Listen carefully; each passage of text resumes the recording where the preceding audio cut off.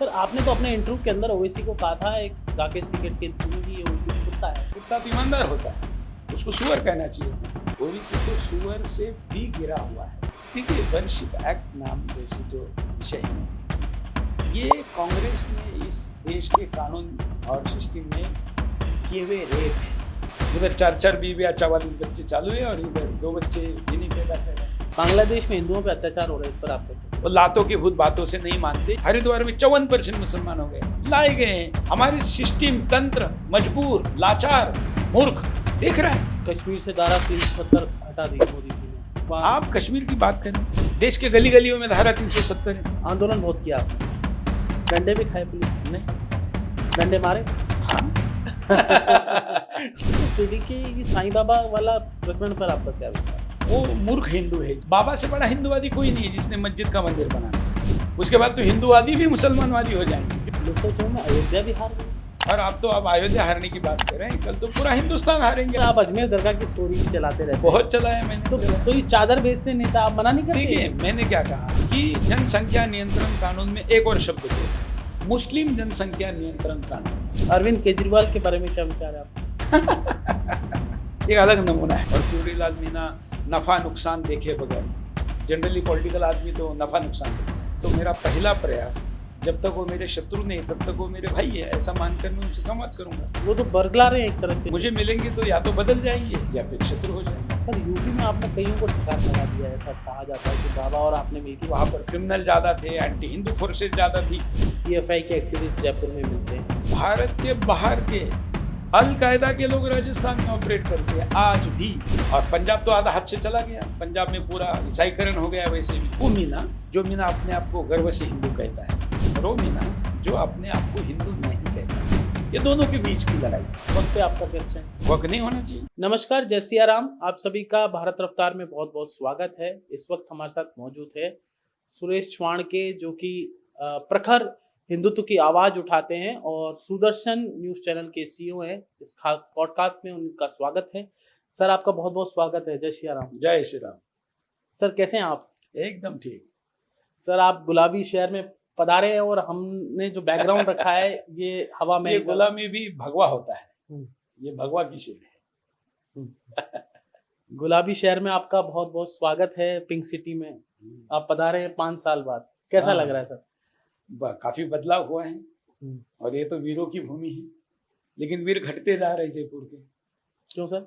वीर बच्चे नहीं पैदा करेंगे तो घटेंगे, नहीं तो क्या होगा? आप किन वीरों की बात कर रहे हैं, खुल के बताइए। हिंदू की बात कर रहा हूँ। अच्छा। जयपुर में लगातार हिंदुओं की संख्या घट रही है।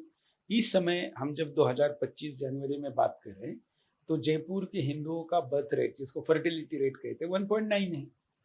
तो 2 हिंदू मिलके 2 हिंदू भी पैदा नहीं कर रहे तो कितने दिन बचेंगे? लड़ाइयों में तो हम जीते, राजस्थान के वीर लड़ाइयों में जीते, डिप्लोमेसी में जीते, राजनीति में जीते, बड़े बड़े सुरमाओं से लड़े, लेकिन बच्चे को पैदा करने में पिछड़ रहे हैं। उधर 4-4 बीवी या 44 बच्चे चालू है और इधर 2 बच्चे भी नहीं पैदा कर रहे। तो फिर जयपुर में हिंदू कितने दिन रहेगा? आज जयपुर का करीब 40% हिस्सा इन्फिल्ट्रेट हो चुका है। इस शहर में आज 6 लाख के आसपास बांग्लादेशी घुसपैठी है, बांग्लादेशी, रोहिंग्या, अफगानी, पाकिस्तानी, ये स्थिति है जयपुर की। तो जयपुर कितने दिन रहेगा? ये तो कुछ सालों बाद जलालपुर बन जाएगा। सर मुझे ध्यान है लास्ट टाइम आप आए थे तो जयपुर आए थे तो आप पे एक मुकदमा हो गया था आमागढ़ की पहाड़ी वाले मामले। वो तो मेरे ऊपर अब 1831 है, पिछली बार आप मिले थे तो 1828 थे। अच्छा। तो ये सर वर्ल्ड रिकॉर्ड तो नहीं बना देंगे हम? हो गया है, इतने तो दाऊद पे भी नहीं है। अच्छा। लेकिन ये सारे भगवा झंडा उठाने के लिए, और मुझे इसका गर्व है। अच्छा, आप सर आमागढ़ का जो प्रकरण था उसको आप किस तरह से देखते हैं? आप उस सिंपल था। वो मीना जो मीना अपने आप को गर्व से हिंदू कहता है और वो मीना जो अपने आप को हिंदू नहीं कहता है, ये दोनों के बीच की लड़ाई थी और मैं हिंदू के साथ खड़ा रहूंगा, ये मेरा संकल्प था। तो जो कुछ लोग ऐसे न्यूट्रल थे, भ्रमित थे, समझ नहीं पा रहे थे कि किस दिशा में भूमिका लेनी चाहिए, उनको स्पष्टता हो गई कि अरे हम तो गर्व से हिंदू है और हमने जाना चाहिए। मेरे कार्यक्रम का, आंदोलन का परिणाम था कि सड़क पर यहाँ पर 50,000 लोग बारिश के समय में भी निकले और उन्होंने हाथ में तख्ती ले ली कि हम मीना गर्व से हिंदू है। इससे बड़ा और आपको समाधान क्या चाहिए? आप पे मुकदमा हुआ तो वो खत्म हो गया सरकार आने के बाद। वो तो चलते रहता है, जब मुकदमा ही फर्जी होते हैं तो टिकते नहीं है। तो अब तो ये सरकार तो हिंदूवादी सरकार है, वापस ले लेना चाहिए। हाँ, नहीं नहीं, वो तो ठीक है, सरकार ले या वही व्यक्ति ले ले, वही लोग ले लेते हैं। मुद्दा वो नहीं है। देखिए, मैंने कहा ना कि ये मुद्दा हिंदू तो घट रहा है यहाँ पर, और भी हमारे भिल्ल भाई जिन्होंने महाराणा जी के साथ इतना लड़ाई लड़ी, उनके साथ खड़े रहे, उनमें भी आज एक ऐसा आंदोलन चल रहा है कि भिल्ल हिंदू नहीं है। हमारे आदिवासी भाइयों में ये आंदोलन चल रहा है, हमारे मीना भाइयों में आंदोलन चल रहा था। हालांकि मीना का आंदोलन तो स्पष्ट हो गया, जो अपने आप को हम हिंदू नहीं कहने वाले तो राजनीति में भी हार गए और समाज में भी उनकी कोई स्थिति नहीं रही। लेकिन बाकी जो समाज के नेता भी आज मुझे मिलने आए थे। तो ये बड़ा खतरनाक स्थिति है। राजस्थान के लोग इनोसेंट है, जो बोलना है मुंह पे बोल देते हैं, दिल में उनके कुछ होता नहीं है, लेकिन उनके खिलाफ षड्यंत्र हो रहा है, वो भी उनको नहीं समझ में आता है। डॉक्टर करुणलाल मीणा ने आंदोलन किया था, संघर्ष करते हैं सड़कों पर, उनके लिए आपके क्या विचार है? नहीं, देखिए, हर लड़ने वाले के हम साथ हैं, और करुणलाल मीणा नफा नुकसान देखे बगैर, जनरली पॉलिटिकल आदमी तो नफा नुकसान देखता है, करुणलाल मीणा जी नफा नुकसान देखे बगैर लड़ाई लड़ते। तो धर्म पहले, राष्ट्र सर्वप्रथम, जैसे आपका भी नारा है, सुदर्शन का भी नारा है, वैसे उनका भी है। इसलिए हम भी उनको भी सपोर्ट करते हैं, जो भी करता है राजनीति में, जो भी हो। हम कहते हैं कि आप लड़ो, धर्म के लिए लड़ाइए, तो हम आपके साथ हैं। आपकी पार्टी कुछ भी हो, आपका बाकी भी कुछ भी हो। सर, आप राजस्थान आए, एक सवाल पूछना जरूरी था कि एक सांसद है यहाँ से डूंगरपुर बांसवाड़ा के, राजकुमार राउत, वो कहते हैं मैं हिंदू नहीं हूँ, आदिवासी हूँ। देखिए, आज वो शायद मुझे चलते चलते कहीं पर मिले थे, एक जगह पर, शायद उप मुख्यमंत्री जी के यहाँ पर। मैं उनसे संवाद करना चाहूँगा, क्योंकि वो हिंदू है, और अगर उनके अंदर हिंदुत्व का भाव अभी नहीं है, तो मेरा पहला प्रयास, जब तक वो मेरे शत्रु नहीं तब तक वो मेरे भाई है, ऐसा मानकर मैं उनसे संवाद करूंगा। वो तो बरगला रहे हैं एक तरह से, जो क्षेत्र में मुझे मिलेंगे तो या तो बदल जाएंगे या फिर शत्रु हो जाएंगे, देखते हैं। शत्रु हो जाएंगे तो आप क्या कर लेंगे? वो बताएंगे, ये बताया थोड़ी जाता है। सर, यूपी देखिए, कोई जिहादी है और जो कहता है मैं हिंदू नहीं हूँ, हिंदू विरोधी है, वो तो स्पष्ट है। उनके प्रति हमारी नीति भी स्पष्ट है। क्या नीति है आपकी? जो वो तो लड़ाई की नीति है भाई, आमने सामने हम लड़ ही रहे हैं। लेकिन अगर हमारा कोई किसी भी कारण से, पॉलिटिकल कारण से, लाभ के लालच से, अज्ञान में, इन्फ्लुएंस में, किसी भी कारण से अगर वो गलती कर रहा है, तो हमारा दायित्व है पहले उसको समझाना। इसलिए जिनका नाम आपने लिया, मैं पहले ही उनको, भले ही पहले नहीं जानता, ना मिला हूं, लेकिन मैं सीधे उनसे दुश्मनी नहीं मानता। मैं उनसे बात करने पर भरोसा करता हूं, और मेरे बातचीत से बहुत लोग बदले देश भर में, आप जानते हैं, जो ऐसे गए थे वापस आए। तो प्रयास करेंगे। ये तो बहुत छोटी चीज के लिए करे, राजनीति के लिए। सर, यूपी में आपने कईयों को ठिकाने लगा दिया, ऐसा कहा जाता है कि बाबा और आपने मिलके योगी नहीं, के साथ आप तो बड़े व्यक्ति है, मुख्यमंत्री, वो अपना काम करते, हम अपना काम करते हैं। हमारा तो एक घाव दो टुकड़े होता है। नहीं, फिर भी आपने, चाहे बहुत सारे, अतीक अहमद, हम तो सारी जगह पर करते हैं। हमारा काम क्या है, एक मीडिया संस्थान के नाते, मैं तो एक एक्टिविस्ट हूँ, इसलिए जर्नलिस्ट हूँ। तो एक एक्टिविस्ट का काम क्या है, किसी मुद्दे पे पड़े हैं पीछे, तो उसके पीछे जाओ, तह तक जाओ और उसको पूरा एक्सपोज करो। तो जो गलत है उसको हमने एक्सपोज किया, सरकार के ध्यान में आ गया, सरकार ने या तो बुलडोजर चला दिया या फिर उसके ऊपर कानून का डंडा चल गया। तो सभी राज्यों में हुआ, ऐसा नहीं कि केवल यूपी में हुआ है। यूपी राज्य बड़ा है, वहां पर क्रिमिनल ज्यादा थे, एंटी हिंदू फोर्सेस ज्यादा थी, इसलिए वहां पर दिख ज्यादा रहा है। लेकिन हम तो कन्याकुमारी से लेकर कश्मीर तक और मुंबई से लेकर आसाम तक कोई राज्य नहीं छोड़ते। सर, आपको ध्यान होगा कि कांग्रेस की सरकार थी, यहाँ पीएफआई की रैली कोटा में निकलती है, पीएफआई के एक्टिविस्ट जयपुर में मिलते हैं, रामगंज के अंदर कोरोना के अंदर एक बड़ा सा जनाजा निकाला जाता है 15,000 की भीड़ में, और साथ ही लगातार कई जगह दंगे होते हैं, करौली के अंदर होता है और कई जगह राजस्थान के अलग अलग इलाकों में कांग्रेस सरकार में होता है। लेकिन सरकार बदलने के बाद भी भीलवाड़ा की मस्जिद से पथराव होता है, उदयपुर के अंदर देवराज की हत्या होती है, लगातार कन्हैयालाल के अपराधी छूटे जाते हैं, अजमेर के अंदर दरगाह के बाहर जो वहाँ का खादिम था, वो सरतन से जुदा के नारे लगाता है, गौहर चिश्ती, उसकी रिहाई हो जाती है। तो आपको लगता नहीं कि सरकार बदल गई लेकिन प्रशासनिक तंत्र बदलना चाहिए? आपने कम लिस्ट बताई, राजस्थान की लिस्ट और है मेरे पास। अच्छा, ये तो आपने पीएफआई केवल बताया, जो कि भारत के अंदर की एक आतंकवादी संगठन है। भारत के बाहर के अल कायदा के लोग राजस्थान में ऑपरेट करते हैं आज भी। अच्छा, अंतर्राष्ट्रीय संगठनों का भारत के किस क्षेत्र में पहुंच नहीं है? जिस क्षेत्र में हिंदू नहीं है वहां सभी की पहुंच है। मुस्लिम ब्रदरहुड यहाँ एक्टिव है, जमात इस्लामी यहाँ पर एक्टिव है। पाकिस्तान की सीमा तो वैसी फिजिकली भी लगी हुई है, और आज का टेक्नोलॉजी के कारण तो और ज्यादा आसानी है। यहाँ घुसपैठी है पूरे राज्य में, सब जगह पर फैले हुए। तो मैंने कहा ना, ये राज्य निशाने पर है।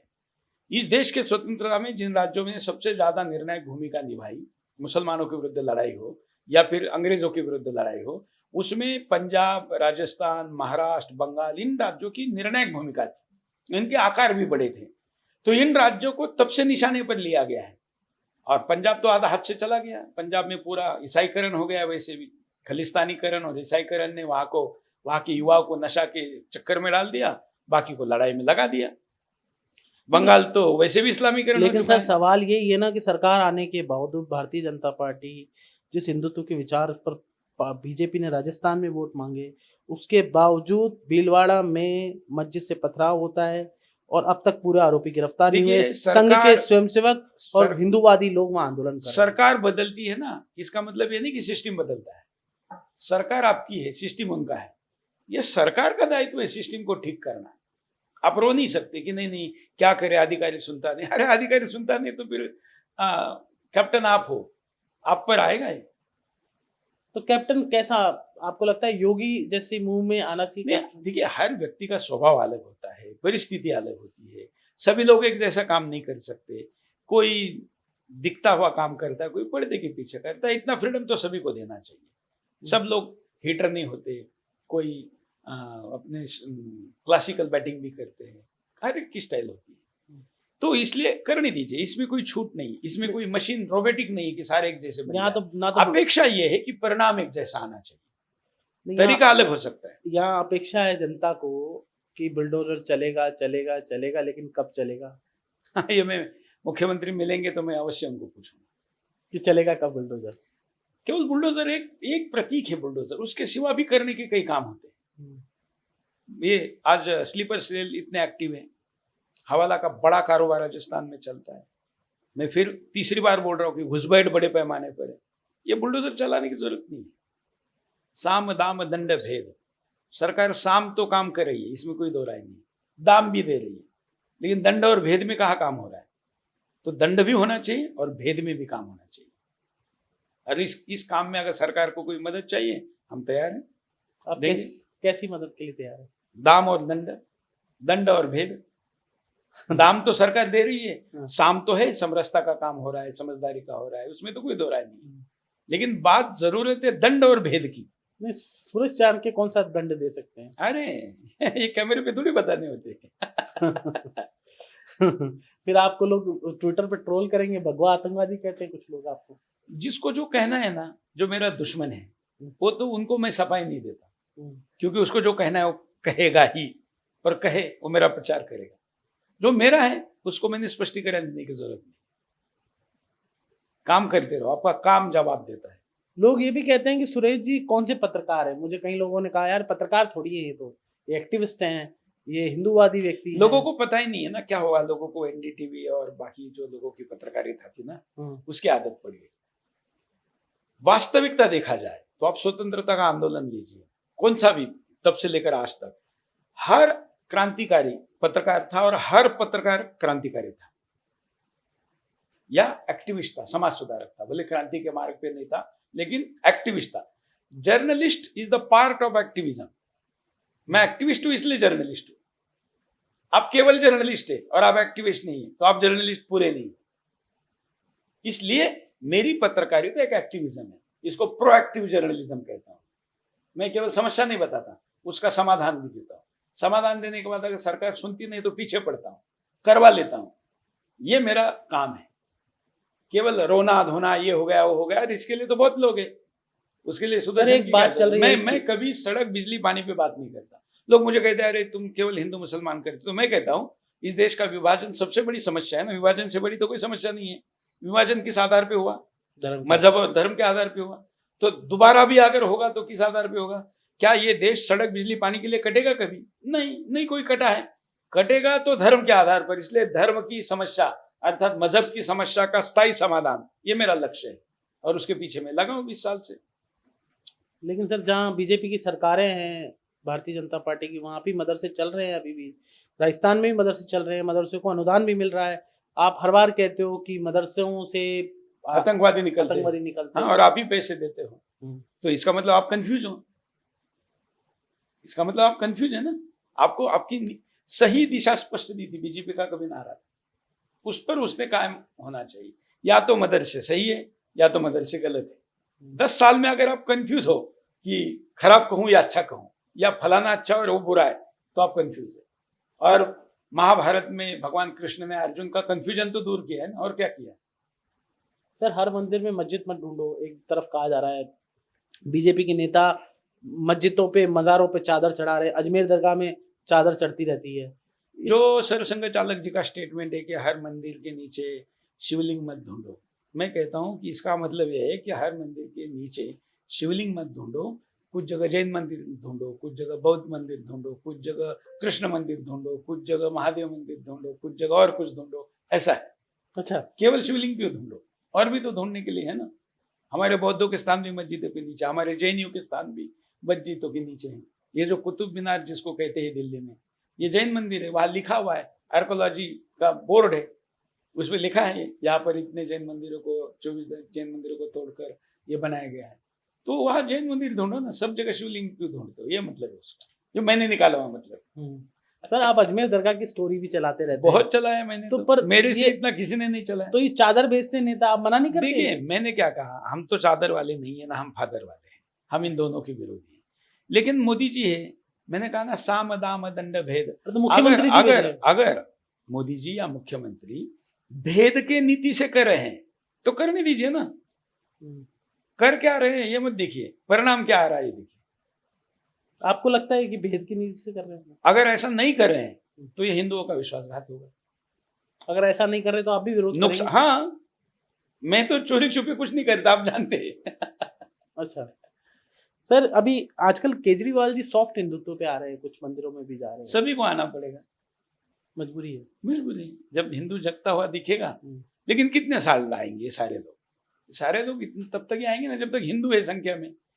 उसके बाद तो हिंदूवादी भी मुसलमानवादी हो जाएंगे, क्योंकि हिंदू ही नहीं रहेगा वोटर, तो राजनीति किसके लिए करेंगे? बात बार बार चलती है जनसंख्या नियंत्रण कानून की, आपका क्या स्टैंड? देखिए मैंने तो जनसंख्या नियंत्रण कानून को मैंने ही 2017 से उठाया, उसके पहले कोई नहीं उठाता था। मैंने 70 दिन 20,000 किलोमीटर की यात्रा की हिंदुस्तान की, 8,96,00,000 मिस कॉल और सिग्नेचर एकत्र किए, 403 सर्वपक्षीय सांसदों ने मेरे कैमरे पे कहा है कि जनसंख्या नियंत्रण कानून आना चाहिए, ये सरकार ने लाना ही चाहिए। लेकिन तब मैं कहता था हम दो हमारे दो तो सबके दो।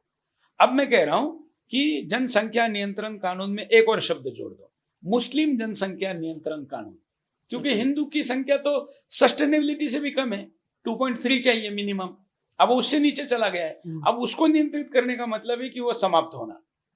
अब मुसलमान भी मत कहो, आप हिंदू भी मत कहो, आप ये कहो कि जो कम्युनिटी 2.3 से ज्यादा बर्थ रेट, फर्टिलिटी रेट रखती है, उसके ऊपर कानून लागू होगा जब तक कि वो नीचे नहीं आती। ये नया सुधार करिए, देखिए परिणाम दिखेगा। सर आपको कभी एनालिसिस किया, आप तो यूपी को बहुत, आपकी चैनल बारीकी से कवर करता है, लोकसभा चुनाव में अयोध्या भी हार गए, विपक्षी सवाल। ये मैंने कहा ना, अयोध्या हार गए क्या? अयोध्या विधानसभा में जीत गए, लोकसभा में हार गए। मतलब वहां जितनी विधानसभा है उसमें अयोध्या की जो विधानसभा है उसमें तो बीजेपी को बहुमत मिला, लेकिन अयोध्या के साथ फैजाबाद जुड़ा हुआ है तो हार गए। और आप तो अब अयोध्या हारने की बात कर रहे हैं, कल तो पूरा हिंदुस्तान हारेंगे अगर आप इस देश से बांग्लादेशी नहीं हटाएंगे। 10 करोड़ बांग्लादेशी है।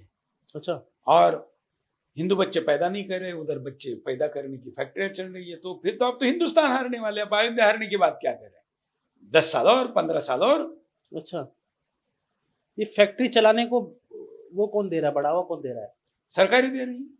जब बच्चा पैदा होता है तो आप उसको सरकार कुछ ना कुछ देती है। 36 सुविधा है मुसलमानों को, तो कोई हिंदू क्यों बनेगा मुसलमान? क्या आपको लगता है कि फ्री बीस का ज्यादा उपयोग मुसलमान ज्यादा कर रहा है? हाँ, हर सरकारी सुविधा का उपयोग मुसलमान ही ज्यादा करता है, केवल इसी का ही नहीं, सारे प्रकार के सरकारी सुविधा को। आप अस्पताल में जाइए, कहीं पर भी जाइए। सर अभी जो चुनाव हुए लोकसभा महाराष्ट्र और हरियाणा के, तो दो नारे बड़े गूंजे, एक तो कटेंगे तो बटेंगे, एक है तो सेफ है। तो उसके बाद परिणाम ये हुआ कि बीजेपी की बढ़त मिली, बीजेपी को जीत मिली।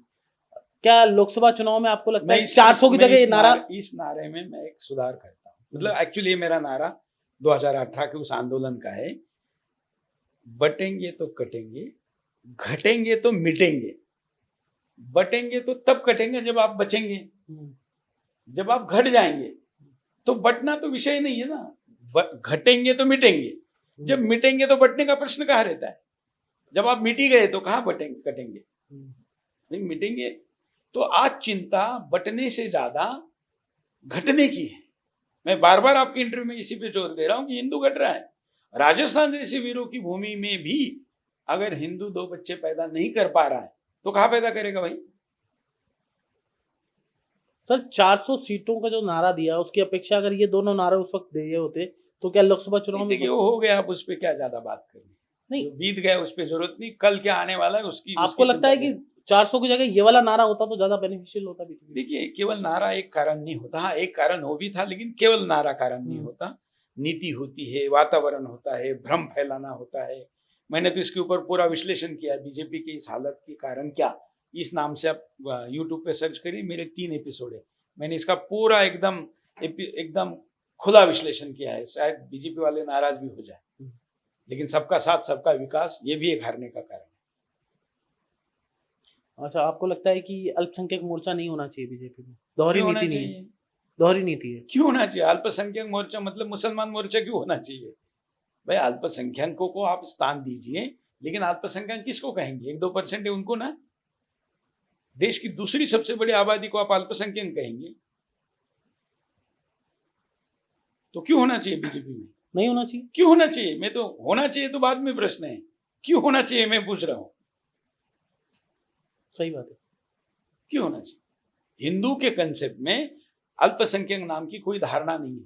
जैन हमारा है, क्यों अल्पसंख्यक होना चाहिए? बौद्ध हमारा है, सिख हमारा है, फिर बचता कौन है? दुनिया में 2 नंबर की दूसरी सबसे बड़ी आबादी ईसाइयों की है, उनको अल्पसंख्यक कहेंगे क्या? मुसलमान का तो अल्पसंख्यक होने का सवाल ही नहीं।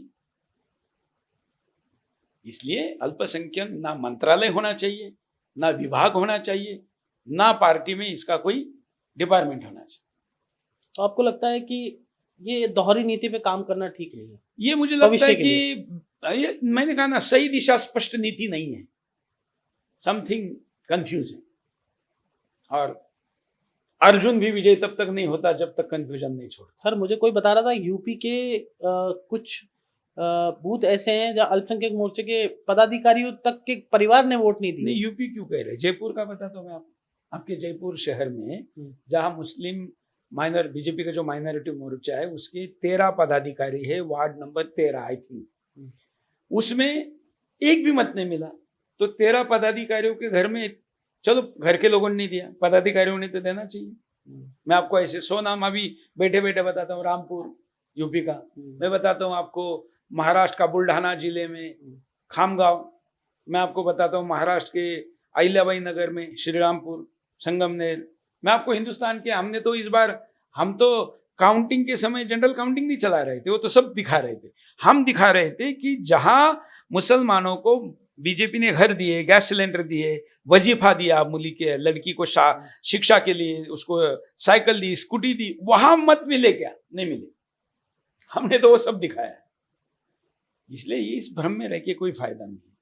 सर आपके चैनल में आजकल कांग्रेस के प्रवक्ता नहीं आते, कम्युनिस्ट प्रवक्ता नहीं आते, तो बाइकाट कर दिया है क्या? नहीं, वो तो पहले से नहीं आते। अब वो न आए, हम तो अपनी बात कहते हैं। हमने जब शुरू किया तो इस देश के में टीवी पर मुसलमान शब्द नहीं बोला जाता था। 2005 में मुझे नोटिस भेजा था मंत्रालय ने कि आप मुसलमानों को मुसलमान बोलते हैं, जवाब दीजिए। तो मैंने जवाब देने के बाद उत्तर पूछा था कि मुसलमानों को मुसलमान नहीं कहना तो क्या कहना है, वैकल्पिक शब्द बताइए। और मुसलमान कहना कोई मुसलमानों का अपमान है क्या, गाली है क्या? आज तक उत्तर नहीं आया। अब तो मैं तो क्या, मेरे पीछे सब बोल रहे हैं, जिहादी बोल रहे लोग तो आजकल। हम तो अभी कठमुल्ले बोलते हैं, जो है कठमुल्ले उनके लिए बोलेंगे। सर आप ओवैसी को किस तरह से देखते हैं? ये हिंदुओं से ज्यादा मुसलमानों का सबसे बड़ा दुश्मन है। अच्छा। हाँ, ये तो हिंदू का तो है ही, लेकिन मुसलमानों का भी ये सबसे बड़ा दुश्मन है। मैं मुसलमान, मुझे इधर उधर कभी मिल जाते हैं फ्लाइट में इधर उधर जाते आते समय, तो मैं उनको पूछता हूँ कि इसने तुम्हारा क्या फायदा करवाया? इसने तो भाग्यनगर में इनकी जो कब्रिस्तान थे ना, जिसमें लोग मुर्दे गाड़े हुए थे, वो गाड़े हुए मुर्दे भी जब गड़े थे उस समय भी वो जमीन को उसने बिल्डरों को दिया, और वहां 7 स्टार रेसिडेंशियल अपार्टमेंट बने। कैसे दिया? वक्फ बोर्ड, भाई वक्फ बोर्ड में ले लो, उनको दूसरे अल्टरनेटिव जगह दे दो, किसी से एप्लीकेशन लगा दो, केस आप हार जाओ, जगह उसकी। ऐसे तो वक्फ बोर्ड ने हजारों एकड़ जमीन उनके अध्यक्षों ने यही बेच बेच के पैसा कमाया है। वक्त पे आपका क्या स्टैंड है? वक्फ नहीं होना चाहिए किसी देश में, मुस्लिम देश में भी जब वक्फ बोर्ड नहीं तो हिंदुस्तान में क्यों होना चाहिए? ये तो लैंड जिहाद है, सरकारी लैंड जिहाद, और हमारे टैक्स से चलता है, नहीं होना चाहिए। सरकार उसमें संशोधन कर रही है। मैं कहता हूं जो होना ही नहीं चाहिए उसमें संशोधन क्यों कर रही है? बर्खास्त करो ना। यहां भी बीजेपी कंफ्यूज है, भारत सरकार यहां पर भी कंफ्यूज है। इतना डरते क्यों हैं सर? आपने कभी पूछा? अब ये डर है या क्या है, उसका जवाब तो वही देंगे। हम तो ये कहेंगे ये गलत है। सर आपने तो अपने इंटरव्यू के अंदर ओवैसी को कहा था, एक राकेश टिकैत के इंटरव्यू में, कि ये ओवैसी तो कुत्ता है। अभी भी स्टैंड पे कायम है? नहीं, ऐसा मैंने, एक कुत्ता आ गया तो मैंने कहा देखो ओवैसी आ गया, लेकिन फिर मैंने उस कुत्ते की माफी मांगी, क्योंकि कुत्ता तो ईमानदार होता है, उसको सुअर कहना चाहिए था। इसलिए कुत्ते को ओवैसी की तुलना करना मतलब ओवैसी का, कुत्ते का अपमान है, ओवैसी का नहीं। ओवैसी क्या मतलब सुअर है? नहीं, मतलब कुत्ता कहना बेचारे कुत्ते का अपमान है, मेरा कहना है। अभी तो आपने कहा सुअर है। हाँ, तो वही आया नहीं ना सुअर वहां पर। अगर सुअर आ जाता तो सुअर कह देते आप? हाँ, उसमें क्या है? जो कहता है 15 मिनट पुलिस हटाओ, मैं 100 करोड़ हिंदुओं को काटूंगा, उसको सुअर कहने में क्या है? अभी स्टैंड आप सुअर मानते हैं ना ओवैसी को? अरे मैं तो 100 बार बोला हूँ। अभी मानते हैं नहीं मानते? हाँ, सुअर है हाँ, ओवैसी? उसमें क्या बदल रहा है? नहीं मतलब आप अभी कह रहे हो कि कुत्ता बोल दिया, आ गया तो बोल दिया। हाँ। फिर अभी आपने कहा कि, और मेरे उस शो में वो चलते चलते ना रोड पे पार्क में होता है। हाँ। तो एक बार नहीं आया है, 3 बार आया है। लेकिन जब तीसरी बार मैंने कहा तो मेरे ध्यान में आ गया कि ये कुत्ता नाराज दिख रहा है, इसको मैं ओवैसी कह रहा हूँ, इसलिए बार बार आ रहा है। इसलिए मैंने कहा कि भाई मैं इस कुत्ते की माफी मांगता हूँ कि इसको मैंने ओवैसी बोल दिया, इसलिए ये अपना रिएक्ट करने आ रहा है। और फिर मैंने कहा भाई स्वान, कुत्ते को तो स्वान कहते हैं, मैंने कहा अब तुमको मैंने ओवैसी बोल दिया, अभी आगे से नहीं बोलूंगा। उसके बाद नहीं आया फिर कभी। अच्छा, ओवैसी तो आपका मतलब है कुत्ता नहीं है? नहीं, कुत्ता तो ईमानदार होता है, ये तो बेईमान है, सुअर है। हरामखोर है, नमक हराम है। सुअर है आपने कहा? हाँ। ओवैसी सुअर है आप मानते हैं? अरे बार बार आपको कोई डाउट है क्या? नहीं, आप बार बार बात चेंज करो कि वहां आ जाए तो फिर सुअर है। घटना आपने जो बताई मैंने उसकी जानकारी। ओवैसी तो सुअर से भी गिरा हुआ है। सुअर तो फिर भी एक निष्पाप प्राणी हो सकता है, गंदगी सिर्फ फैलाता है। ये तो बेईमान भी है, ये तो गद्दार भी है, नमक हराम भी है। इससे ज्यादा क्या चाहिए? जो कहता है कि मेरे गर्दन पे भारत माता, मैं नहीं भारत माता की जय नहीं कहूंगा, भले गर्दन पे चाकू रख दे, और फिलिस्तीन जय कहता है। मतलब फिलिस्तीन जय कहने में तुमको कोई अपराध नहीं है, लेकिन तुमको भारत माता की जय कहने में अपराध है। ये कैसा इस्लाम है भाई? और दुर्भाग्य से ऐसे लोगों को, ऐसे पार्टियों को चुनाव आयोग ने परमिशन देके रखी है, और भारतीय संसद के वो सदस्य हैं। वन नेशन वन इलेक्शन पर आपका क्या स्टैंड है? आपको क्या? देखिए, चुनावी सुधार एक बहुत बड़ा विषय है। वन नेशन वन इलेक्शन एक पार्ट है उसमें से। पहले भी होते थे, सारे चुनाव के साथ होते थे, लेकिन बाद में नहीं होने लगे। एक ही साथ होने चाहिए, हालांकि इसमें मीडिया का नुकसान है, लेकिन एक ही साथ होने चाहिए, लेकिन हर 5 साल पे नहीं, थोड़ा और ज्यादा लंबे होने चाहिए। सर एक्चुअली वक्त के अंदर जिस अपन परिसर में बैठे हैं तो कहते हैं कि इस पे हाथ लगा दो तो वो मेरी हो जाए, इस पे हाथ लगा, आपका कल सुदर्शन चैनल भी उनका हो सकता है। तो कब तक कैसे चलता है? तो हिम्मत नहीं की अभी तक उन्होंने, और अंबानी के घर पे भी कहा कि हमारा है। अच्छा। पार्लियामेंट भी कहा कि हमारी है, लेकिन सुदर्शन को नहीं कहा। तो संबल के मामले के बाद लगातार वर्शिप एक्ट पे सवाल उठ रहे हैं। देखिए, वर्शिप एक्ट नाम जैसे जो विषय है ना, ये कांग्रेस ने इस देश के कानून और सिस्टम में किए हुए रेप है। इस सरकार को 10 साल इसको रखना ही नहीं चाहिए, ना न्यायपालिका को रखना चाहिए। और वैसे भी आप देखिए ना, अभी काफी मामलों में न्यायपालिका उसको कंसिडर नहीं कर रही है, इसलिए वो अपने आप ही डिमोलिश हो रहा है। लेकिन अपने आप हो जाएगा तो फिर पता नहीं कभी कोई जज आएगा, कोई सरकार आएगी और उसको इस भूत को पुनः जीवित करेगी। इसके बजाय भारत सरकार ने उसको खत्म कर देना चाहिए। कैबिनेट नोट से आया है, कैबिनेट नोट से खत्म करो। सर आप शिवाजी महाराज को बहुत मानते हैं, छत्रपति शिवाजी के। मैं आपके चैनल में आया था तो प्रतिमा भी लगी हुई थी और आप एपिसोड में भी लगा था और कार्यक्रम भी करते रहते हैं। छत्रपति शिवाजी को लेकर आप पूरे देश भर में क्या क्या कार्यक्रम कर रहे हैं और क्या आपकी रूपरेखा है? अभी मैं जो आज जयपुर आया हुआ हूँ, इसका मुख्य उद्देश्य है कि हम ये शिवाजी महाराज जी के राज्याभिषेक का, हिंदू राष्ट्र स्थापना का 350वां वर्ष पूर्ण हुआ है, तो हम पूरे देश भर में 35 कार्यक्रम करना चाहते हैं जानता राजा नाम के महानाट्य के। ये विश्व का सबसे बड़ा नाट्य है, जिसमें 3 फ्लोर का स्टेज होता है। जी जी। 250 कलाकार होते हैं, हाथी घोड़े स्टेज पर आते हैं, 10,000 ऑडियंस होती है और 9 एपिसोड हम यहाँ पर करेंगे, जिसमें करीब करीब 1 लाख लोग सहभागिता करेंगे। और ये कार्यक्रम कोई इवेंट नहीं है, इस बहाने हम 100 कार्यक्रम करेंगे जयपुर परिसर में, जिसमें शिवाजी महाराज जी का एडमिनिस्ट्रेशन, उनकी समरसता, उनकी घर वापसी, उनकी विदेश नीति, उनकी अर्थ नीति, उनका गवर्नेंस, ये सारे विषय समाज में लेकर जाएंगे। और इस देश के वीरों के बच्चों के मन में जो वीर पैदा होने चाहिए, वो शिवाजी महाराज जैसा मॉडल होना चाहिए। शिवाजी महाराज विश्व में एक ऐसा उदाहरण है जो इस्लाम के अतताई या साम्राज्यवादी विस्तार को कैसे रोका जाए, इसका सबसे सक्सेसफुल उदाहरण शिवाजी महाराज।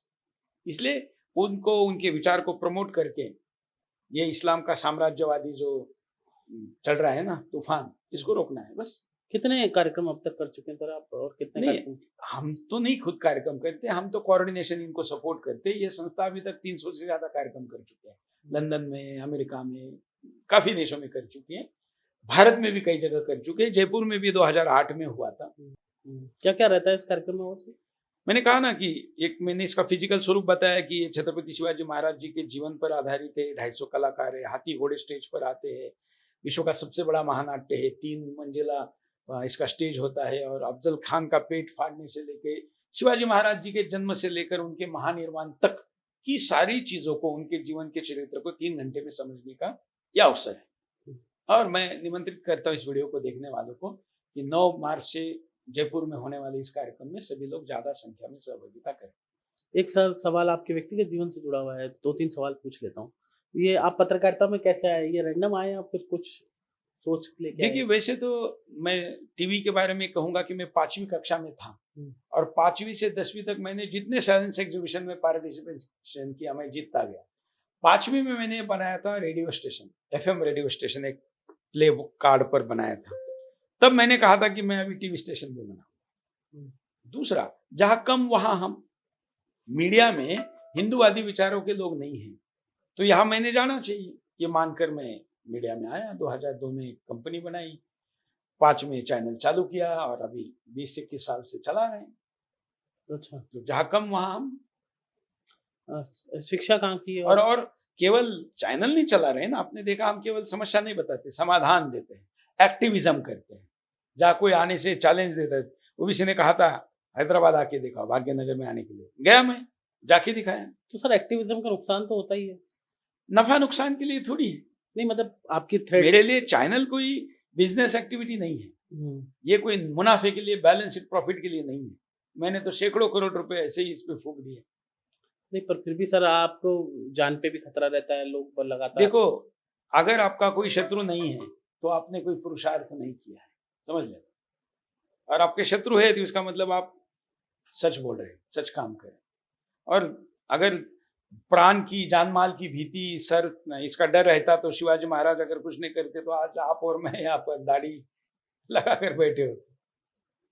नहीं, फिर भी सर आपको लगता होगा कि परिवार तो बोलता ही होगा, थ्रेट तो रहते हैं। अरे मेरा परिवार ऐसा, इसलिए तो मैं ऐसा हूँ। अच्छा, मेरे माँ बाप, मेरे माता पिताजी ऐसे हिम्मत वाले हैं कि उन्होंने ही तो ऐसा बनाया हुआ है, और हमने भी अपने अगली पीढ़ी को हमसे 1.25 गुना बनाया। बाप से बेटा सवाई होना चाहिए। परिवार में कौन कौन है सर? माता पिता है, बहनें हैं, भाई है, बच्चे हैं, 2 बच्चियां है, 2 बच्चे हैं। बड़ा परिवार है, बहुत बड़ा परिवार है। तो कभी कोई तो बोलता होगा कि क्या कर रहे हो आप? कभी नहीं बोलता। अच्छा। हाँ, बल्कि मेरे साथ रहते हैं सभी। अच्छा। मेरा बेटा है प्रदोष 25 साल का, उसने जागो नाम से शो चालू किया सुदर्शन न्यूज में। उसको देखिए, आपको कैसे नहीं लगेगा कि ये सूरज चौहान के सिक्का में, बल्कि लोग मुझे कहते हैं कि आपसे भी आगे हैं। तो अच्छा। हर पिता का या हर पीढ़ी का दायित्व है आपसे ज्यादा 1.25 गुना बनाए, तो हर पिता ने करना चाहिए। केवल संपत्ति में नहीं 1.25 गुना देना है, शौर्य पराक्रम कर्तव्य में भी देना जन्म चाहिए। कहाँ हुआ सर आपका? महाराष्ट्र? शिरडी, शिरडी के बगल में नासिक डिस्ट्रिक्ट में हुआ है। नासिक में, शिरडी के बगल में। तो सर शिरडी के ये साईं बाबा वाला प्रकरण पर आपका क्या विचार है? वो मूर्ख हिंदू है जिन्होंने साईं बाबा को जाने देखे बगैर उनको मुसलमान कहते हैं। बाबा से बड़ा हिंदुवादी कोई नहीं है जिसने मस्जिद का मंदिर बना दिया। बाबा हिंदू थे। बाबा के वर्ष के अधिकृत 4 प्रोग्राम होते हैं, चारों हिंदू त्योहार हैं, दिवाली, दसरा, गुड़ी पाड़वा, रामनवमी। बाबा की आरती होती है, भगवा झंडा है। इस्लाम का कोई नामो निशान नहीं है। एडिटेड वीडियो देखकर लोग राय बनाते हैं। मेरे 3 एपिसोड है इस पर, यूट्यूब पर, लोगों ने देखने चाहिए। साईं बाबा संस्थान हिंदुस्तान का 2 नंबर का सबसे अमीर संस्थान है। इस पर वक्फ बोर्ड कब्जा करना चाहता है, इसलिए उसको इस्लामी स्थापित करना चाहते हैं। इसलिए बांग्लादेश के नोट गिनने के मशीन को दिखाकर बोलता है देखो ये शिरडी है। साईं बाबा संस्थान ने किसी इस्लामी संस्थान को आज तक 1 पैसा नहीं दिया है। वो सरकार के नियंत्रण में, और उसको इस्लामी स्थापित करने में लगे हुए हैं। जो साईं बाबा जिनकी बात की जाती है, आप कह रहे हैं वो हिंदू थे? हाँ, तो फिर ये मुसलमान ये वक्फ बोर्ड की रणनीति है। अच्छा। कि इसको इस्लामी स्थापित करो, कल इसको वक्फ बोर्ड के अंदर ले लो। तो हिंदू वैसे भी मूर्खता से मैसेज फॉरवर्ड करता है, जाता कौन है देखने? जो गलत थे, जिनको मैंने कहा शिरडी लेके गया, दिखाया, उन्होंने बोलना बंद कर दिया। सर एक बहुत चमचमाती हुई ट्रेन मोदी जी ने बनाई, वंदे भारत, जहां से निकलती है अलग ही दिखती है और नए भारत की एक तस्वीर नजर आती है। फिर भी उस पर पत्थर फिर भी फेंके पत्थर जाते हैं। फेंकते हैं सर। तो जो भी इस देश का अच्छा प्रतीक होगा उस पर पत्थर फेंके जाएंगे। वो मूर्ति हो, व्यक्ति हो, ट्रेन हो, कुछ भी हो। यही तो नमक हरामी है, यही तो गद्दारी है, यही तो हरामखोर है। इस देश का नमक खाते हैं और इस देश के ट्रेन पे पत्थर फेंकते हैं। ये कौन से भारतीय भाई ऐसे? ये भारतीय नहीं हो सकते जिनको भारत की अच्छाई नहीं दिखती। कल परसों भी कोई कुंभ जा रहे थे यात्री। हाँ, आज ये स्थिति है ना भाई, आप समझो, मैं बार बार आपके इंटरव्यू में क्या कह रहा हूं। आज ये स्थिति है, मोदी होते हुए, अमित शाह जैसा लौह पुरुष गृह मंत्री होते हुए, योगी जैसा मुख्यमंत्री होते हुए, आज ये स्थिति 2024-25 में आपके और हमारे बच्चों का, हमारे बच्चों के बच्चों का क्या होगा 20 साल बाद? जयपुर 10 साल सिर्फ आपके हाथ में है, सिर्फ 10 साल। आज जयपुर के 3 विधायक ऐसे हैं, वहां से कौन विधायक हो हिंदू नहीं तय कर सकता, मुसलमान तय करता है। बराबर ना? सही है। ये संख्या 5 साल बाद 7 हो जाएगी और 10 साल बाद 10 की 10 हो, 7 के 7, मतलब अभी तो नए परिसीमन में विधायकों की संख्या भी बढ़ेगी, लेकिन सभी विधायक। तो आपको लगता नहीं कि 14 के बाद आते ही मोदी, वैसे बहुत प्रभावशाली लीडर हैं, आते ही कहान कर देना चाहिए हिंदुओं को? देखिए, अब वो क्या करना चाहिए था तो हम अपेक्षा तो करेंगे ही। हमारे उनकी नीति पर, उनके नियत पर कोई डाउट नहीं है। नियत पे तो कोई डाउट नहीं। हाँ, जाहिर सी बात है। हाँ, हम चाहते हैं कि जिस गति से आप, या बड़ा दिल रखकर आप जो सोच रहे हैं कि ये सुधरेंगे, वो लातों की भूत बातों से नहीं मानते। ये कहावत आपको समझ के आगे चलना चाहिए। तो लातों को भूत कैसे मानेंगे? फिर लातों से ही मानेंगे? मतलब बातों से तो नहीं मानेंगे ना, ये स्पष्ट है। सर ममता बनर्जी के क्षेत्र में, अभी ममता बनर्जी बांग्लादेश पे बोलने लगी है, बांग्लादेश में हिंदुओं पे अत्याचार हो रहा है, इस पर आपका क्या कहना? अरे बांग्लादेश तो हो ही रहे हैं, हिंदुस्तान में नहीं हो रहे क्या? आपने अभी उदाहरण दिया राजस्थान का, ये अत्याचार नहीं है क्या? हाँ, देवराज की हत्या हुई। मैं कितनी घटनाएं बताऊं आपको इस साल की? अकेले 2024 जो अभी गया, हम जनवरी में इंटरव्यू कर रहे, तो मैं 24 की बात बता रहा हूँ। राजस्थान में 100 से ज्यादा हिंदू हत्याएं हो चुकी। और क्या चाहिए? तो तंत्र क्या कर रहा है, सरकार क्या कर रही है? ये तो हम पूछ रहे हैं ना, ये तो हम पूछने आए हैं। और सर अभी टी राजा आए थे आपकी तरह, वो भी एक्टिविस्ट है, और उन्होंने भीलवाड़ा मस्जिद से जो पथराव हुए थे हिंदुओं की रैली पर, उन्होंने कहा कि भजनलाल जी, मैं एक आपको बुलडोजर चंदे से गिफ्ट दे देता हूँ, आप कार्रवाई करा दीजिए। इस राजस्थान के लोग, इस देश में सबसे ज्यादा डोनेशन देने वाले लोग अगर कहीं है तो राजस्थान में। राजस्थान का जो आदमी है ना, वो भारत में कहीं भी रहता है, सबसे ज्यादा डोनेशन देने वाले लोग इस राज्य के हैं। भले इस राज्य में रहते हो या राज्य के बाहर रहते हो, किसी को डोनेशन देने की स्थिति आना इस राज्य के लिए अच्छी स्थिति नहीं है। सर कुछ लोग महाकुंभ पर सवाल उठा रहे हैं, जबकि इतना बड़ा आयोजन हो रहा है, 125 साल बाद इतना बड़ा महाकुंभ, और योगी सरकार की मुकम्मल व्यवस्था भी है, तमाम तरह की व्यवस्थाएं बहुत अच्छी है। कितने वर्ष होगा और कुंभ? 2000% से वहां मुसलमानों का बर्थ सर्टिफिकेट तैयार हो रहा है प्रयाग में। जन्म पंजीकरण जिहाद जो मुझे दिख रहा है इस इंटरव्यू में, वो यूट्यूब पर सर्च करें, जन्म पंजीकरण जिहाद, मेरी सीरीज है। 2000% ग्रोथ है प्रयाग में बर्थ सर्टिफिकेट बनाने की, और उसमें 70 वर्ष का व्यक्ति भी कह रहा है कि मेरा जन्म घर पे हुआ था और बर्थ सर्टिफिकेट लेना रह गया था, और इसलिए मैं एफिडेविट दे रहा हूं 50 रुपए का, मुझे बर्थ सर्टिफिकेट दे दो। और भारत का कानून रोकता नहीं है, दे रहे हैं। तो प्रयाग में डेमोग्राफिक चेंज इतना ज्यादा हुआ है। कुंभ के जो चारों स्थान है ना आपके, हरिद्वार, उज्जैन, प्रयाग और नासिक, चारों स्थानों पर बड़े पैमाने पर हिंदू घट रहा है। 5 वर्ष पहले नासिक में 18,500 मतदाता थे मुसलमान 19 के चुनाव में, 24 के चुनाव में 84,000 हो गए। इतने लोग क्या पेट से पैदा होते हैं क्या? इसका मतलब डेमोग्राफी चेंज करने के लिए लाए गए हैं। हरिद्वार में 54% मुसलमान हो गए, लाए गए हैं। मैं आपको चैलेंज के साथ कहता हूं, जन्म पंजीकरण जिहाद यूट्यूब पर सर्च करिए, 4 साल पहले से मैंने एक्सपोज किया है। वहां 2000% ग्रोथ है बर्थ सर्टिफिकेट बनाने में। तो क्या ये लोग यहां जन्मे हुए लोग सर्टिफिकेट बना रहे हैं क्या? नहीं, ये तो बाहर से आए हुए बना रहे हैं। और हमारी सिस्टम, तंत्र मजबूर, लाचार, मूर्ख देख रहा है। वहां के आईएएस अधिकारी को हमारे रिपोर्टर ने कहा कि आप कैसे एफिडेविट पर किसी को जन्म पंजीकरण प्रमाण, वो कहता है मेरा दायित्व नहीं है, ये तो लोकल अथॉरिटी ने मुझे रिकमेंड करना है। हमने लोकल अथॉरिटी को कहा, महापालिका को, कि आप कैसे दे रहे हैं? उसने कहा आप मेरा जरा ऑफिस देखिए, मैं आगे हूँ, मेरे पास एक क्लर्क है और एक चपरासी है, हम 3 लोग मिलके 2000 एप्लीकेशन अगर रोज हमारे पास आएंगे तो हम कहाँ से चेक करेंगे कि 2000 लोग सच में यहाँ के हैं क्या नहीं? तो हमने एफिडेविट का नियम है, हम एफिडेविट लेते हैं, आगे देते हैं उनको, उपजिलाधिकारी जन्म प्रमाण पत्र देता है। ये तो तंत्र है। जिस सीमा को घटना न देने के लिए हमारे आपके पूर्वजों ने प्राणों की आहुति दी, सीमा पर भी लड़े, आतताइयों से भी लड़े, 1 इंच नहीं दी जमीन इस देश की, उस देश की हजारों लाखों एकड़ जमीन हम यूं ही नागरिकता देकर दे रहे। 50 रुपए के सर्टिफिकेट पे, एफिडेविट पे, और 200 रुपए के करप्शन पे, 250 रुपए में हमारी भूमि बिक रही है। क्या करे हमारे सुप्रीम कोर्ट, क्या करे हमारा मीडिया, क्या करे हमारी सरकार, क्या करे हमारी ब्यूरोक्रेसी? आज स्वर्ग से हमारे पुरखे जिन्होंने गर्दन उतार दी इस देश को बचाने के लिए, अगर वो देखते होंगे तो कितने हताश होते होंगे। ये स्थिति है। गुस्सा क्यों नहीं आएगा? हमने भी पिछले जन्म में इस देश के लिए बलिदान दिया है ना, तो हमारा जन्म तो व्यर्थ गया। क्यों हमने गर्दन उतारी, क्यों मरे?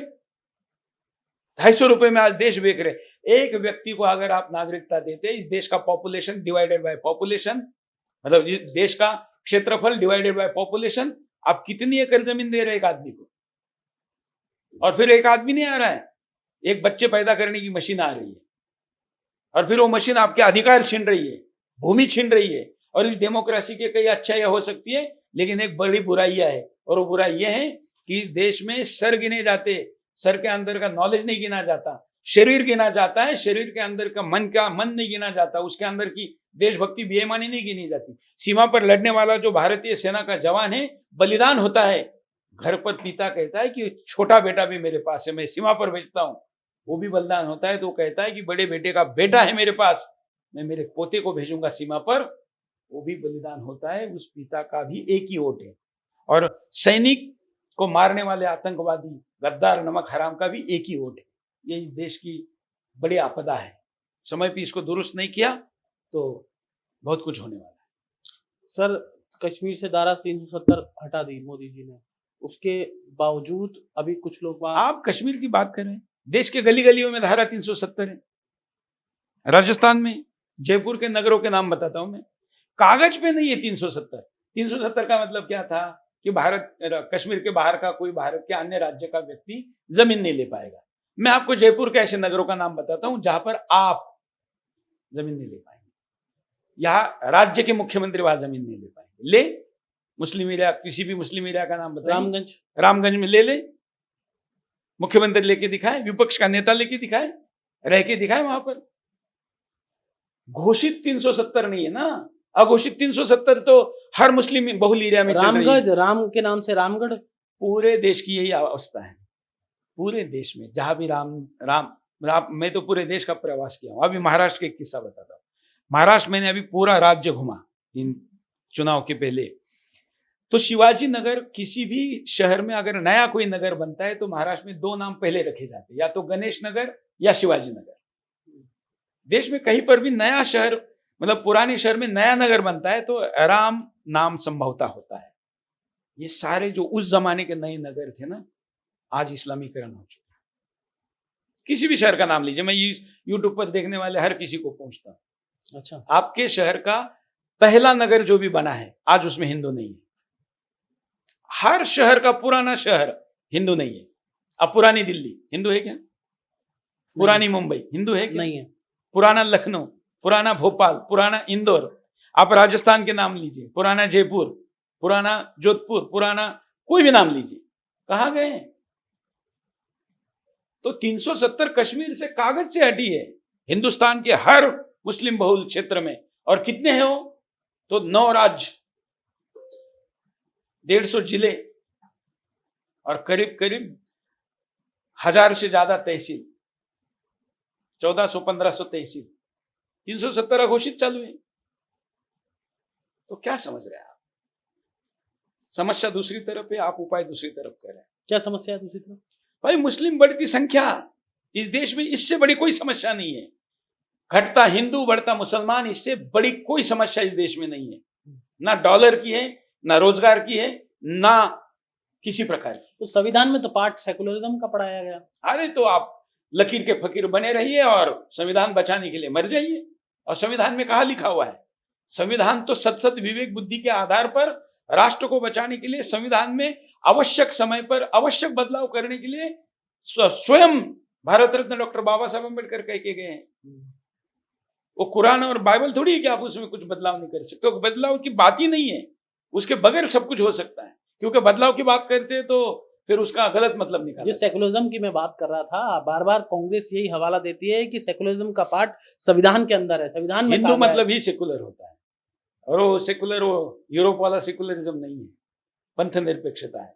और ये लाली कांग्रेस ने इमरजेंसी के समय में ये, आप अगर संविधान जब लिखा गया तो कॉन्स्टिट्यूशन असेंबली के सारे भाषणों को देखिए, 150 से ज्यादा भाषण मैंने स्वयं पढ़े हैं, सुने नहीं, जिसमें सेकुलर शब्द संविधान में रखा जाए क्या नहीं, इसको लेकर कहे गए भाषणों को पढ़िए।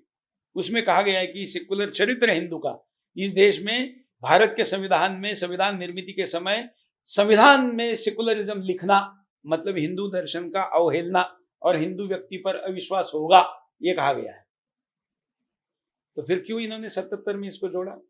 विदेशी शक्तियों के कारण इस देश में बहुत कुछ हुआ है, ये उसी के प्रभाव में किया गया है और इसलिए ये हटना चाहिए। मैं मोदी सरकार का धन्यवाद व्यक्त करता हूं। जब सरकार आई तो एक विज्ञापन जो 15 अगस्त को निकलता है उसमें से उन्होंने सेकुलरिज्म हटा दिया था, क्योंकि बाद में ऐड किया गया है। तो मूल संविधान हटाना देने कहने के बजाय बीजेपी ने मूल संविधान लागू किया, इन्फिल्ट्रेटेड संविधान हटा दिया बस। तो फिर भी कुछ लोगों ने एक नैरेटिव फैलाते हैं संविधान खतरे में, आरक्षण खतरे में। देखिए ये तो अम्बेडकर साहब ये तो सूचना का युद्ध है, इंफॉर्मेशन वॉरफेयर। इसमें तो दुष्प्रचार किया जाएगा और उस दुष्प्रचार को रोकने की ताकत आपके पास होनी चाहिए। और अम्बेडकर साहब के बारे में कहा जा रहा है कि अम्बेडकर जी से बड़ा हिंदुवादी नेता इस देश में कौन हो सकता है, जिन्होंने कहा था कि अंतिम मुसलमान जब तक पाकिस्तान नहीं जाता तब तक मैं विभाजन नहीं मानूंगा। कौन हो सकता है? आप थॉट ऑन पाकिस्तान नाम से उनका एक पुस्तक है, पाकिस्तान निर्मित के ऊपर, हिंदी में भी अवेलेबल है, इंग्लिश में भी है। आप उसको अगर पढ़ेंगे तो सावरकर जी ने भी जो नहीं बोला इस्लाम के बारे में वो सब कुछ अम्बेडकर जी ने बोला है। और अम्बेडकर जी जब एक दूसरे को मिलते थे, जैसे हम जय श्री राम कहते हैं वैसे वो जय भवानी बोलते थे। अच्छा, अब जय भवानी किसका स्लोगन है? वीरों का स्लोगन है। तो उनका एक गलत इमेज हिंदुस्तान में स्थापित किया गया। सर मतलब पत्रकारिता से इतर हटकर बात करें तो आपने अपने जीवन में पॉलिटिकल लाइफ में क्या किया? राजनीति? मैं राजनीति तो करता ही नहीं। राजनीति में नहीं जुड़े कभी? नहीं, कभी स्टूडेंट लाइफ में नहीं। वो स्टूडेंट राजनीति नहीं होती, वो एक्टिविज्म होता है। एक्टिविज्म में कहाँ जुड़े? विद्यार्थी परिषद में था, अच्छा, संघ में था, विद्यार्थी परिषद, फिर संघ। क्या क्या दायित्व रहे थे? संघ में तो मैं शिशु संयोग से लेकर काफी कुछ दायित्व जिला स्तर तक के रहे, विद्यार्थी परिषद में भी विस्तारक भी रहा और वो कई दायित्व निभाए। आंदोलक कार्यकर्ता था कुल मिला के। अच्छा, आंदोलन बहुत किया आपने, डंडे भी खाए पुलिस के? नहीं, डंडे मारे? हाँ। डंडे देखिए, मारे? यही स्किल होता है, यही स्किल है आंदोलन का। डंडा खाना बुरी बात है ऐसा मैं नहीं कहता हूँ, लेकिन आपका आवेश ऐसा होना चाहिए। मतलब आज भी सुदर्शन पर हमारा आवेश ऐसा होता है, offence is the best defence, इससे बड़ा डिफेंस नहीं है। तो हमने हमारा ऑफेंस ही ऐसा था कि वही हमारा डिफेंस था। एक बार भी कोई डंडा खाने की जरूरत नहीं पड़ी। हाँ, डिटेन हुए कई बार, गिरफ्तारियां हुई, लेकिन वीआईपी की तरह गेस्ट हाउस में रखते थे। अच्छा, तो सर कितने मुकदमे हो गए टोटल आपके? अभी 1831 है आज जब आपसे बात कर रहा हूँ। 1831 पूरे देश में अलग अलग प्रांत में? सभी राज्य, कोई राज्य नहीं ऐसा। अलग अलग राज्यों में। तो आप जब ये पत्रकारिता करने निकली जब से 2005 से? नहीं, ये तो अभी पिछले 4 साल में ज्यादा हुए हैं, शुरू से नहीं है। 4 साल तक तो एक भी नो पार्किंग का भी नहीं था मेरे ऊपर। अच्छा, नो पार्किंग का। फिर उससे पहले क्या करते थे बीच में आप? नहीं, जर्नलिज्म ही करता था, लेकिन अभी पोलराइजेशन इतना ज्यादा हो गया है कि टीवी से बोला हुआ शब्द भी लोगों को उनकी भावना हाथ होती है ना, इस्लाम खतरे में आ जाता है। अच्छा, अभी इस्लाम आप ये सारे मुकदमे स्पीच के हैं, हेट स्पीच नाम जो कानून भारत में नहीं है उसके हैं। तो ये हेट स्पीच वाला जो आपको लगता है कि ये अंग्रेजों को चलाए हुए कानून भी बदलने चाहिए? देखिए, ये एक मैंने कहा नहीं, नैरेटिव की लड़ाई। जो कानून भारत में है ही नहीं हेट स्पीच, वो कानून यहाँ स्थापित करना है, उसका पहला व्यक्ति मुझे बना है। लेकिन सर एक चीज और है, भारत में बहुत सुंदर चीज है, अभिव्यक्ति की आजादी, कोई कुछ भी बोल सकता है। फिर उनके लिए ना, हिंदू के लिए थोड़ी है। अगर वो होती तो मेरे ऊपर एक भी मुकदमा नहीं होता। सर एक सवाल और, जब बांग्लादेश में लगातार हिंदुओं पर अत्याचार हो रहे हैं, तो बांग्लादेश में अल्पसंख्यक पूरा ही खतरे में है, चाहे बौद्ध हो, सिख हो, हिंदू हो, सब। अगर भारत में जो अल्पसंख्यक जिसकी बात कर रहे थे, अपना अल्पसंख्यक कहते हैं, उन पे थोड़ी सी बात हो जाती है तो बड़े बड़े एनजीओ, टुकड़े टुकड़े गैंग, जो टूल किट गैंग बड़ा बड़ा चढ़ाकर बोलती है, लेकिन अब नहीं बोल रही। देखिए, अभी एक जज ने, अंकित सक्सेना मेरे ख्याल से, उसके हत्या के मुकदमे पर बहुत अच्छा स्टेटमेंट दिया है। देश के हर व्यक्ति ने उस स्टेटमेंट को पढ़ना चाहिए। उन्होंने नाम लिया है संस्थाओं का, 7 संस्थाओं का, कि मुसलमान अपराधी को बचाने के लिए ये संस्थाएं हर बार आगे आती है। खास करके हत्या, दंगे, देशद्रोह जैसे, आतंकवाद जैसे मुद्दे पर भी जो अपराधी है उनको भी बचाने ये संस्थाएं आगे आती है। इनके फंडिंग का सोर्स देखना चाहिए। ये कभी निष्पाप व्यक्ति के लिए आगे नहीं आई और केवल मुसलमानों के लिए आगे आई। सारी संस्थाओं के नाम दिए हुए, मैं इस पर एक लंबी सीरीज भी कर रहा हूँ। आपको लगता है कि न्यायपालिका में कुछ बदलाव होना चाहिए? जैसे मतलब देखिए, इसको व्यवस्था परिवर्तन कहते हैं और व्यवस्था परिवर्तन 4 स्तंभों में होना चाहिए। इसलिए मैंने कहा ना कि केवल वन नेशन वन इलेक्शन से नहीं बनेगा, सारे व्यवस्था में परिवर्तन होना चाहिए। 4 स्तंभों में।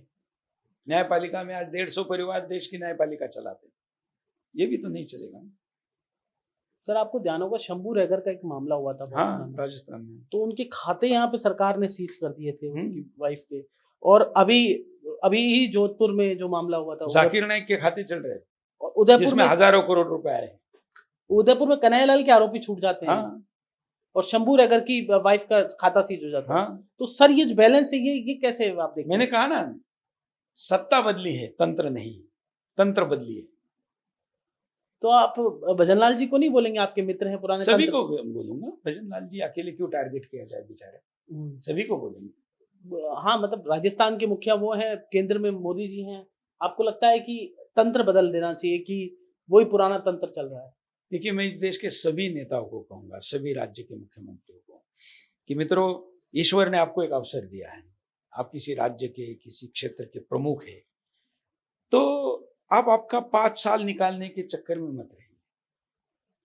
बहुत कितने राज्य के, कितने लोगों को अपने राज्य के मुख्यमंत्रियों के नाम याद? अब राजस्थान के, आप सारे मुख्यमंत्रियों के नाम बताइए। सारे नहीं पता। नहीं पता। सारे प्रधानमंत्रियों के नाम बताइए। आपके जैसे वरिष्ठ पत्रकार को भी याद नहीं होगा, थोड़ा याद करना पड़ेगा। तो आम जनता क्या याद आपको रखने वाली है? किस लिए याद रखने के चक्कर में पड़े हैं? अरे आइए, लड़िए, इतिहास बनाइए, मूलभूत परिवर्तन करिए। जब तक सूरज चांद रहेगा, आपका नाम रहेगा। सर गुजरात में आपने एक मामला उठाया, वहां से अवैध मस्जिद टूटी, मजार टूटी। वो तो हम पूरे देश में उठाते हैं, लेकिन मैं गुजरात सरकार का धन्यवाद व्यक्त करता हूँ कि हमने बेट द्वारका का मुद्दा उठाया। बहुत बड़ा मुद्दा था, और जैसे मैंने वहाँ के गृह मंत्री हर्ष संघवी और वहाँ के मुख्यमंत्री के ध्यान में लाके दिया, उन्होंने कार्रवाई चालू की, अपडेट किया हमको कि देखिए हम क्या कर रहे हैं। मैंने उनका सार्वजनिक धन्यवाद किया, और अभी मैं जा भी रहा हूँ उनका पुनः धन्यवाद करने के लिए। सर जयपुर में अभी डॉक्टर करुलाल मीणा ने मामला उठाया था कि जमीन पर, हमारे मीना भाइयों के जमीन पर भी बहुत बड़ा कब्जा है। यहाँ की उप मुख्यमंत्री जी के निजी जमीन पर कब्जा है। यहाँ के पुलिस को अलर्ट किए गए 800 एकड़ जमीन पर भी कब्जा है। मतलब किस पे नहीं है?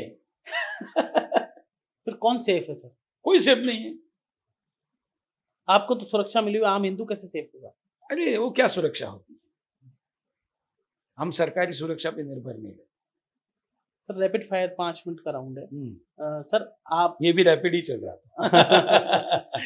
सर आपको, अब मैं भी एक्चुअली, मेरा जो जन्म है, परिवार है, वो महाराष्ट्र से ही बिलोंग करता है। उल्लासनगर में मेरा परिवार है, मेरे चाचा जी वहीं रहते हैं, मेरी 3 बुआ वहाँ रहती है।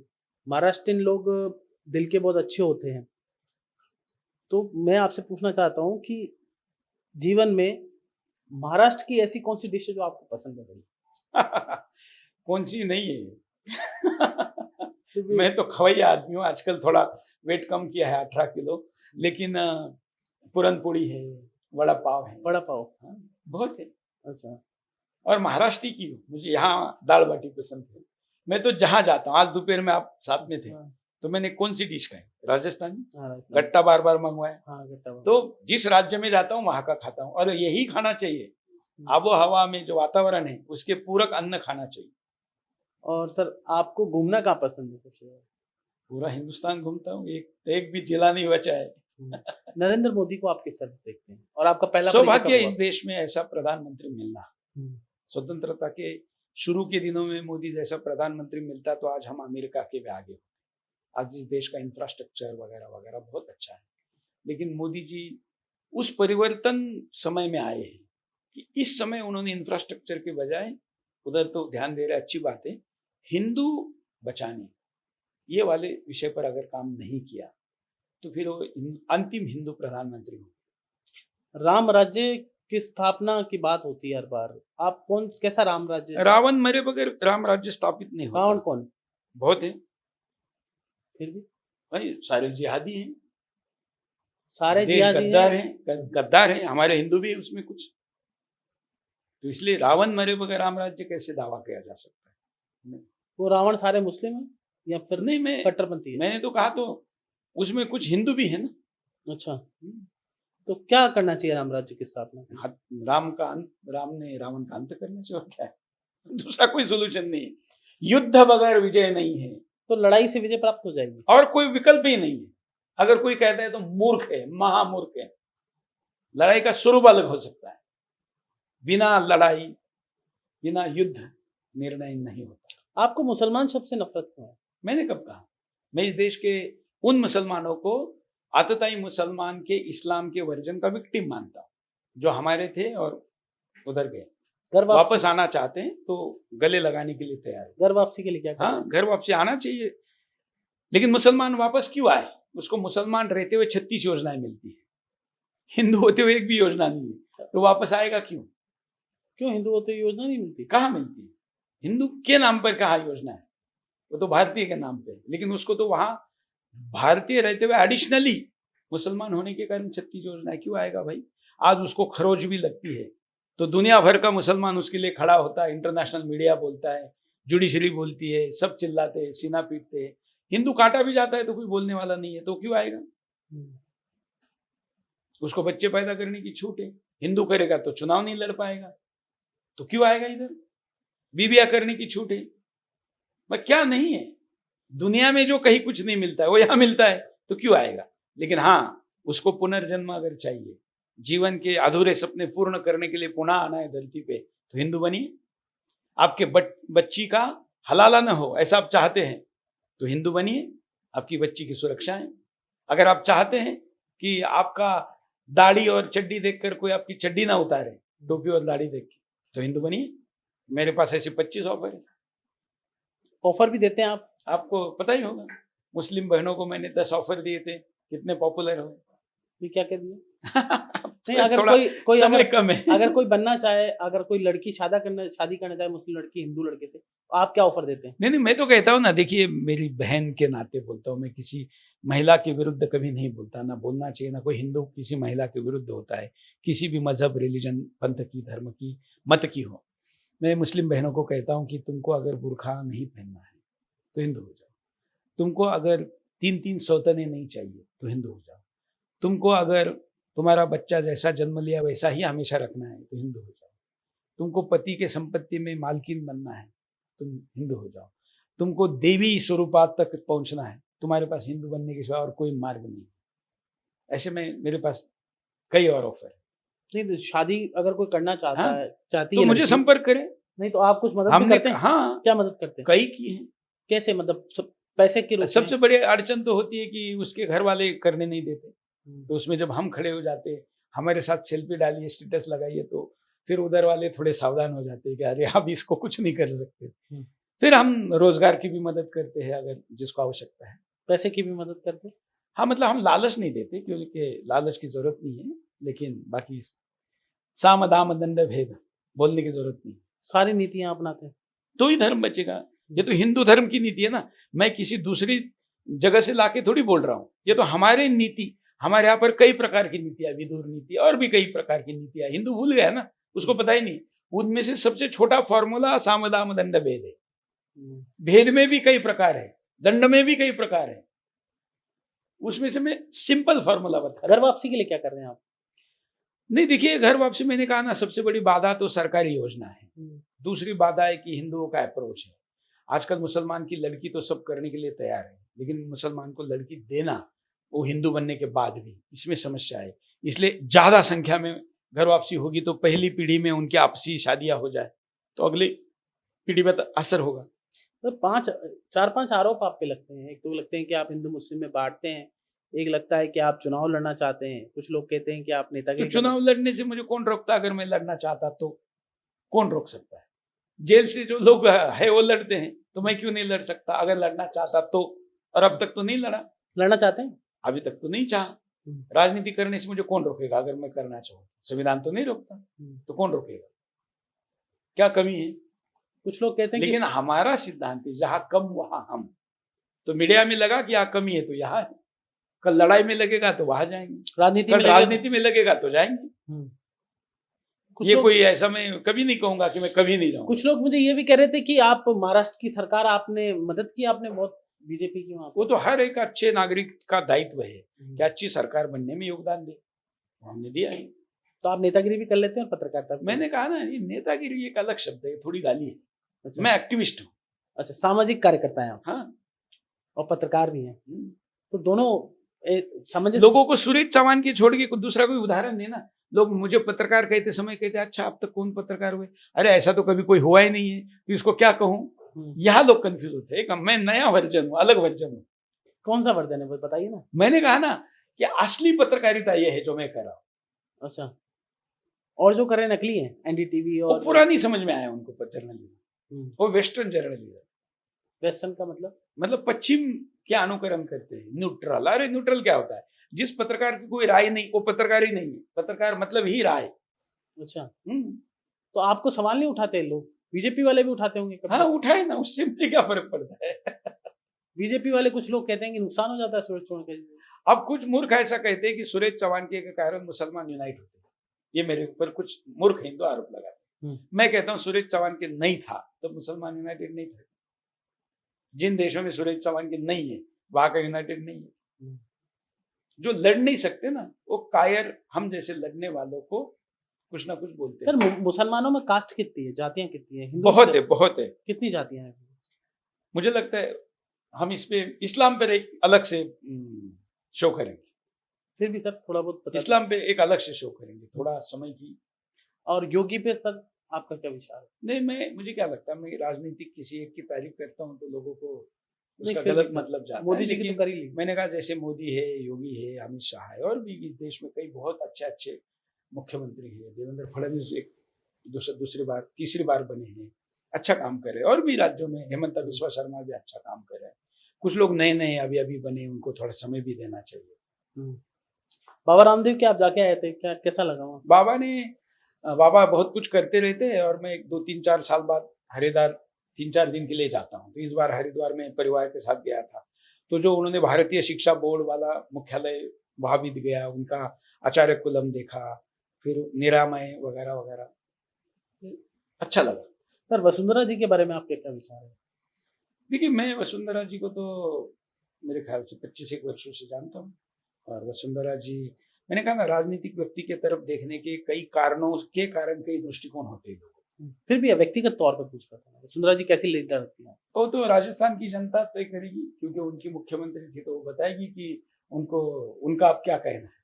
आपको कोई व्यक्ति ना रहते हुए उसका महत्व ज्यादा ध्यान में आता है। आपको कैसी लगती है? आपने मुझे तो बोल्ड लोग पसंद है। अच्छा, इसलिए जो बोल्ड डिसीजन लेते हैं वो मुझे सारे लोग अच्छे। She is bold lady. Bold मतलब हिम्मत वाली तो है। और सर आज आप दिया कुमारी से मिले थे जयपुर, अच्छा लगा उनको। काफी विषय में वो समझने के लिए तैयार है। जो अगर कोई चीज पता नहीं, तो कुछ राजनेता ऐसे होते हैं ना, जो चीज पता नहीं फिर भी हाँ हाँ कहते रहते हैं। मुझे दिया कुमारी से एक बात अच्छी लगी कि वो समझने के लिए तैयार है, पॉजिटिव चीजें करने के लिए उत्सुक है, डिसीजन वो भी तत्काल ले रही है। उन्होंने कोई नहीं कहा कि मैं सोचती हूँ, देखती हूँ, बताती हूँ, करती हूँ, ऐसा नहीं कहा। जो चीज अच्छी लगी उन्होंने कहा हाँ ये तो होना चाहिए, हम सरकार में इसीलिए बैठे कि हो।